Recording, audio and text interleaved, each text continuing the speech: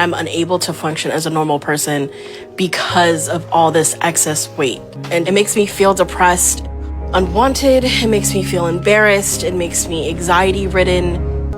Because of my love of food.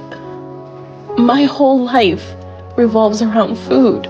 Melissa weighed 600 pounds. The first thing she did every morning after waking up was head straight to the kitchen to prepare food. Then she'd carry her plate to the mirror and eat in front of it. The reflection made it feel like she was eating twice as much, and somehow that made it more satisfying. But breakfast wasn't over yet. She'd climb back into bed and work through another giant box of bread. This completely unchecked relationship with food sent her weight spiraling higher and higher. Binge eating had become a habit she simply couldn't break. Melissa had thought about losing weight, but she had absolutely no control over her cravings. Food had always been her thing, even as a kid. If you're a child, you should not be eating an adult-sized meal.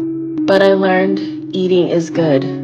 But what started as something totally normal got twisted when her classmates began mocking her for it. From that moment on, she buried herself in food. She used it to cope, to feel something, to let it all out. And over the years, that coping mechanism pushed her body to its absolute limit. Her life was genuinely at risk. She finally reached out to a community hospital for help. Doctors put her on a weight loss plan combined with medication, and before long, she was making real progress. Then everything flipped. She got the news that her mother had passed away. Melissa fell apart. Just like when she was a little girl, she turned back to food for comfort. The binge eating came roaring back, and she climbed all the way back up to her highest weight. Her doctors were blunt. If she didn't lose weight, she wouldn't live to see 30. Melissa made a decision. She was going to Houston for treatment. When she arrived at the hospital, the first thing the doctors did was put her on the scale. 592 pounds, a weight her barely 5-foot frame could hardly bear. Without serious intervention, her situation was critical. She needed gastric bypass surgery, but there was one condition: she had to lose 60 pounds on her own within 2 months. The doctors built her a solid meal plan, and she went home and got to work exercising every single day. When she came back for her follow-up, she had lost 85 pounds. The doctors scheduled her bypass surgery. It was a success. But the work wasn't over. She still had to stay on top of her diet and her exercise routine. And she did. She kept showing up for herself, day after day. Her mother's death didn't take her down, it became part of the reason she kept going. Along the way, she also found her boyfriend. Melissa got the ending she deserved. If you were in her shoes, could you do what she did?